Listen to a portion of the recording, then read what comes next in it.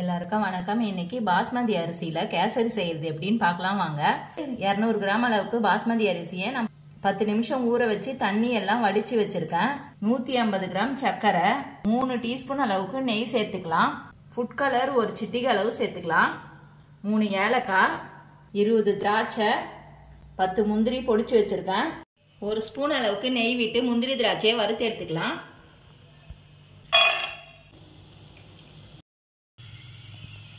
இதுலயே அரிசியை சேர்த்து வறுத்துக்கலாம்.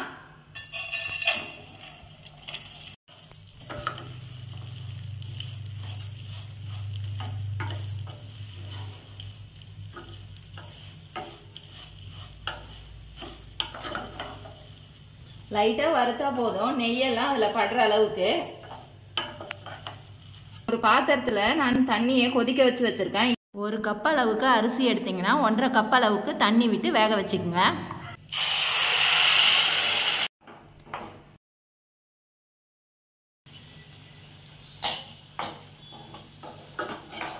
சேர்த்துட்டு நல்லா கலந்து விட்டுட்டு சிம்லே வேக வச்சுக்கலாம். இந்த அளவுக்கு 10 நிமிஷம் நான் சிம்லே வேக வச்சிருக்கேன். நீங்க குக்கர்ல கூட ஒரு விசில் விட்டு எடுத்துக்கலாம். இந்த அளவுக்கு தண்ணி எல்லாம் ட்ரை ஆன பிறகு சர்க்கரை சேர்த்துக்கலாம். தட்டி வச்ச ஏலக்காய் சேர்த்துக்கலாம். ஃபுட் கலர் சேர்த்துக்கலாம்.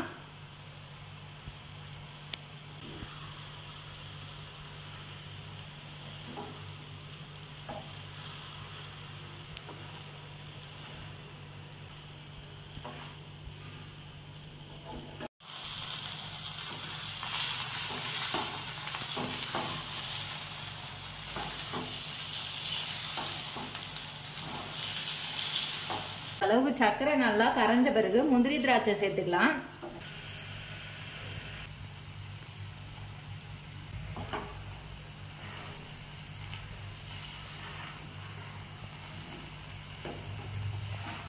எடுத்து வச்சிருக்க நெய் சேர்த்துக்கலாம். நெய் சேர்த்த உடனே கேஸ் ஆஃப் பண்ணிடுங்க.